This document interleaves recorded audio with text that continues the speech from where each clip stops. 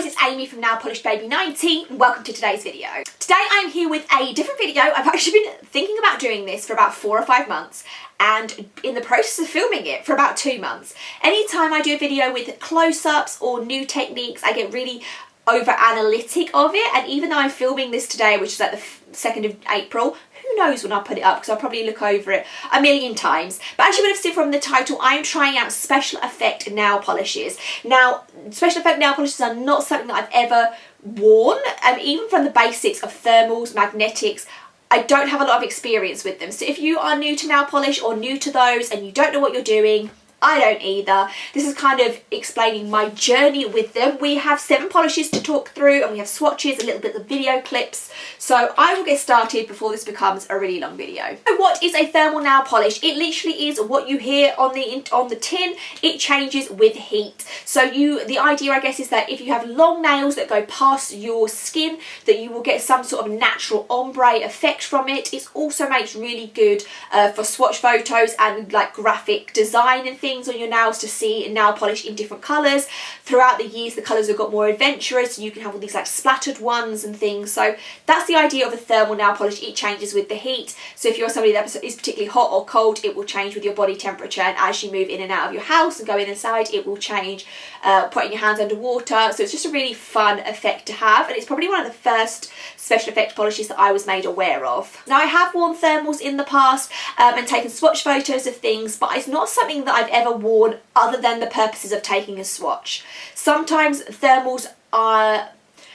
The reason I used to buy thermals was because they had a really dramatic colour change, or because they fit a theme that worked with the cut polish changing. However, you'll see through this journey that I've actually found that it's just really nice to wear a thermal for no particular reason, and the shift doesn't have to be super in your face. So I'm going to insert the clips now of me wearing these 3 polishes, but in case I don't introduce them because I can't remember if I did, the first one that we have is Turtle Tootsie Magical Enchantment.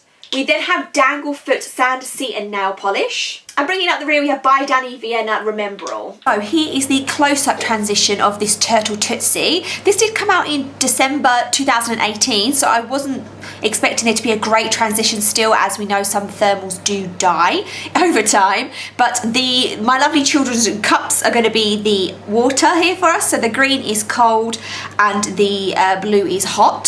So if you see, I put the cold ones in first of all, and it is just kind of the bottle purple with those flakes. But it goes a little bit darker than what it's like normally, and if we go in the hot water there, we do go to a very, very light purple lavender colour, slowly going back from dark to light. So there is definitely still a transition, which is really great. It's just going from light to dark, if I can try and get both hands in. Our next polish is brand new, and this is from Danglefoot. This came out in the UK indie box, and it's Sand, Sea and Nail Polish. So this is another thermal, what we are also loaded with flakies. I really like how it looks. Regardless of the transition, you can kind of see it a bit naturally on my nails there, where the ends are a little bit darker. Again, we have the cold in the green and the hot in the warm. So putting some fingers in the cold, we can see that it goes to a dark purple, and into the warm we go to like a lilac colour. So there's that transition for you. So it's a similar colour palette to the Turtle Tootsie one, but we definitely have a stronger colour change between them. So that one was a really, really good success. Another day, another thermal. The last one in this video is going to be Remembrall by Dany, Vianna. So as you can see, we're kind of going from a pink to a white. Clear is the balance. The blue cup is hot, the green cup is cold. I can't remember if that's what I did last time, but basically we can see we go to like a white. There's definitely some pigment to it. It's not a clear. And then we go over to the red. When it's really cold, it's red, but the rest of the time it's kind of like a pinky colour. But yeah, that is the transition, and that's probably been out of the 3 that I've done the most stark change from like the white to the red. So out of these three polishes, they all kind of showed me different things. The Turtle Tootsie one, which I now think is Hearts and something, they've rebranded. I will try and link the new one down below. This actually was released in 2018 and the shift did still work. So there's always been a lot of rumours about how long will thermals work. And I think it must depend on lots of factors. I don't think there's like a time limit on how long a thermal will or will not work for. So that kind of showed us that even a polish that's nearly that's 2 and a bit years old, beg my pardon, can still work. Also, I like that all three of these had the word thermal on the bottle because I have lots of thermals that I forget are thermals. The Danglefoot one I really thought looked beautiful, just having that extra element on it. I loved how you got the kind of natural ombre of the nails. I thought the lilac to the purple was stunning with all the flakies. I thought this is a polish that I could have just worn and no one would have necessarily known it was a thermal, but I thought that it just looked absolutely beautiful on my nails, and if my nails were a little bit longer you would have got more of that thermal ombre, so I really enjoyed that one. And the last one we have is Remembrall. Now this one, it's pink in the bottle but in the very, very hot or cold, I can never remember, it went to almost a red, but your nails had to be either, I can't remember, really, really hot or really, really cold. So basically as soon as you pulled your nails out of the water it did go to this pink, and for the purpose of the Remembrall, which is a Harry Potter reference, I would have loved it if the red was a bit more there on my nails, rather as it did change to a pink quite quickly, and I thought the fact that it went to a white, because I have a lot that go from thermal to clear, I really enjoyed the thermal to white concept. So that was something that I felt that I understand the concept of quite easily and worked really well, as you would have seen in the photos. We're then moving on to some textured polishes. Now I am perfectly aware of the Liquid Sands Pixie Dust Effects, which is what OPI, China Glaze and Zoya have been releasing, and actually Essie have got some textured nail polishes for some time. So there's basically these little tiny grainy particles, sandy particles in the nail polishes there, and they dry to a textured finish. So they dry rough to the touch. Now these two, which are also from OPI, are slight variants on the stereotypical textured nail polish. So I thought I would try these and kind of explain the difference between that standard textured that we know and these funky finishes. So the first one is from the Pop Culture collection by OPI, and this one is called Days of Pop.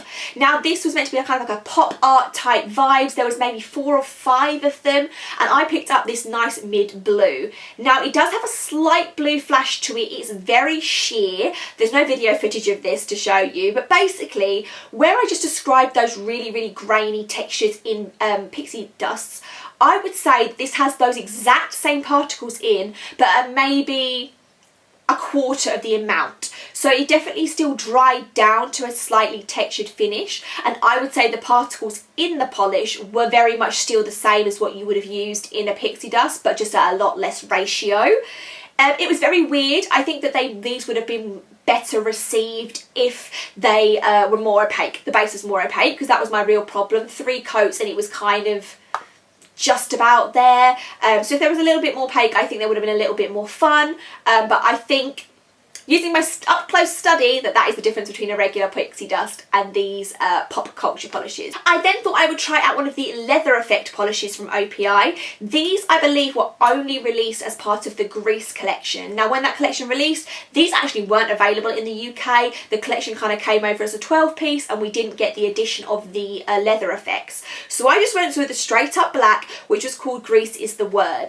Now, this was a little bit different to describe. It kind of applied pretty much like a straight up black cream. It was when it dried, it kind of gave you some sort of leather effect to it. I really liked this. I loved how there was texture to it, but it wasn't bumpy to the touch. It was very smooth to the touch, even though you had the definition.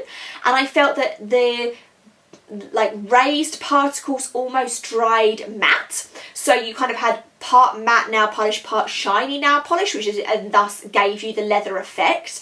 I just thought it was a really nice way of wearing like a straight up black, but then having something slightly different on it. So this one's probably my favourite out of all the textures I've tried. I'm not a huge pixie dust fan. I do like to wear them with the top coat on if I'm going to wear them, but I really enjoyed this one, and I would probably be tempted to pick up the other two, which were a pink and a white. And we move on to finishing up with magnetic polishes. So these, again, as the title describes, these react with a magnet. So This is what I had the most struggle with. You're going to see two videos because I actually had a bit of a fail. So I will let you watch those videos first. I will just introduce the polishes now. You can see all that footage of the drama that ensued when I tried to get these to work, and then we will catch up on what I've learned in a minute. But I'm showing you FUN Lacquer's Gorgeous. Is that what it's called? Gorgeous, I think so. And then the Quixotic, which is called Another Glorious Morning. We move on to magnetics. So this is a FUN Lacquer magnetic polish. It says on the bottom that is magnetic. I've used magnetic polish once, so I do have this magnet here with the zigzags on. I did kind of put it over the bottle. Can magnetics go bad? Is there a technique to this? So I'm just going to put it above the nail like it recommends. Do you do this when it's wet? Because it is still tacky when I've put it over there. I don't feel like I'm getting anything. I wouldn't say anything's happening. I do have quite a strong magnet on my fridge, so I'm going to get that. That seems to be doing something when I put it on there. Let me just put that over the top of... Oh, I'm out of shot. Out of the top of the nail. I just don't feel like anything's happening at all. What I'm going to do is I'm just going to apply a coat so it's wet. This is 3 coats, but I mean, I can see nothing happening, to be honest. And the last time that I tried magnetics, it didn't work very well either, so maybe it's me, or I don't know, but nothing really happened for me on that one, I'm afraid. We're here with our second magnetic polish. This is from Quixotic. I have actually put the magnet on the bottle of this one, and I feel like there is some change. So we're going to give this a try and see what happens. So that's what we're going to try. I don't know if you can try and do it so you can see. Sorry, I'm not used to filming like this. So I'm going to put that over. Put the finger down. Should we zoom in a little bit more? And then hover the magnet over the top for 5 to 10 seconds. So we will see. I have ordered another magnet in case it's the magnet. That's really strange. I don't feel like it's done anything. It says place the magnet above the nail a little distance, about 10. You have to do this movement after you apply the nail polish, which I've done. Like I said, I don't know if you can see this again on the close-up. But if I put the magnet over, there's definitely a reaction. So we will pause this and reset when I get my other magnet in and give that a go. Maybe it's just my technique. Okay, so we are back and we are trying again. So this is the Quixotic one, and we have a new magnet. I just got this off eBay. It was super cheap, has like 2 ends on it. So if I just put this on, hopefully the camera can pick it up. Definitely in person I can see there is definitely pigmentation and some changes of colour and things, so we are hoping that this is going to have the same effect on the nail. The other tip that I had when I asked for some help was that you give them a shake up. So I'm going to shake it, I'm going to apply 1 coat, and then we're going to put the magnet over and hope something happens. Forgive my bad application, I'm not used to applying this way on camera.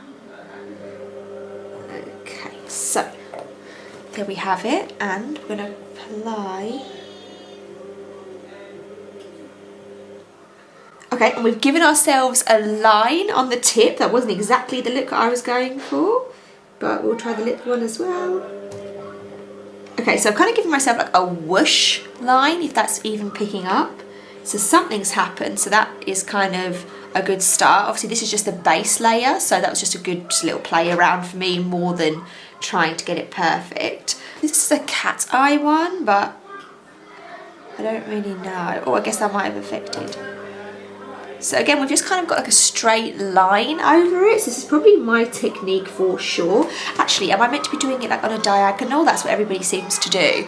Okay, so I've done a base coat of each base layer, and as you can see, I've done this. I think I've got it now. I think we have the technique. So what I did there was just applied and then put the magnet over. So I was going to show you how I did this, hopefully successfully, on the next nail, and then I'm going to retry that FUN Lacquer one that we had a bit of a fail with as well. So I think it was just a mixture of my technique plus maybe that the magnet that I had, oh what a messy application, the magnet that I had was not the best.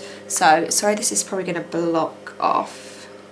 Ta-da! So obviously very beginner novice looking of this, and I need to clean that up now, but I'm just really happy that I got it to work. So yeah, like I say, I'm going to clean this all up and then we'll be back with the FUN Lacquer to try that one again. Next, with the FUN Lacquer, I've done 2 coats of it without any magnetisation. This just is very sheer, so I didn't really feel there was any point me doing the magnet until the 3rd coat. Again, we'll just do a little bottle test. I think the magnet will work for us there. So I'm just going to apply the 3rd coat and then put the magnet on in the same kind of formation that I did with the other one. We have success on my pointer finger here, so we're just going to do this again on camera like we did with the Quixotic. So hopefully my application will be a little bit better than it was with the Quixotic one. I'm sitting by my washing machine, which is now going to be super loud, obviously, because I'm filming, so please ignore that for the next couple of seconds while we just finish this off here.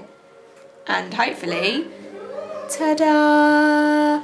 So I think we've solved the problem, although there's definitely room for improvement on my end. So as you can see, I think there was a little bit, it wasn't as easy as the thermals were. Thermal was very obvious and easy, and I guess in theory I may be being a complete novice and nail polish like try hard where I just couldn't get it to work. But I think the magnet was the problem, the lack of shaking was the problem, my technique was a problem on the first time. So it's definitely something you probably want to play around with and you will get better over time. Out of the 2 of them, the FUN Lacquer was a little bit more disappointing where it was so sheer. I didn't know whether I should be doing the magnet level on each layer, or as you would see, I just did it on the top layer.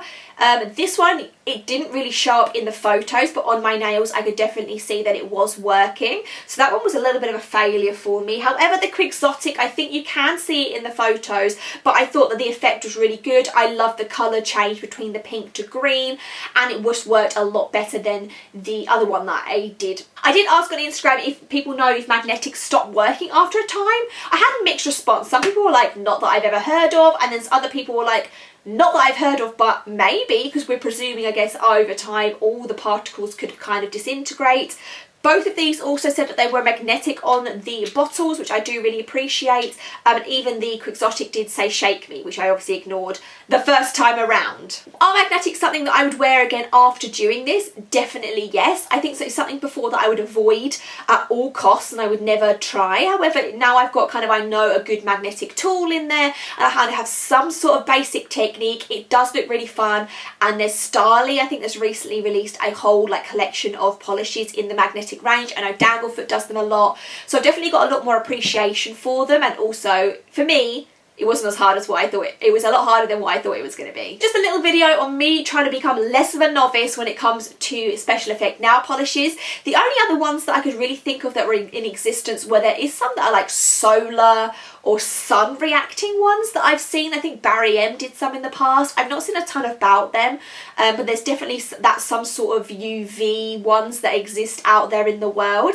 Let me know if there's anything else that you can think of that's kind of a special effect polish that I didn't show. I would love for your hints and tips, especially on magnetics, so I can try and get better in time. I hope you enjoyed this video. I hope it was somewhat informative, and if you thought I was completely doing it wrong and you're laughing at me, I hope it gave you some entertainment. Give me a thumbs up, subscribe, and I will see you soon. Bye.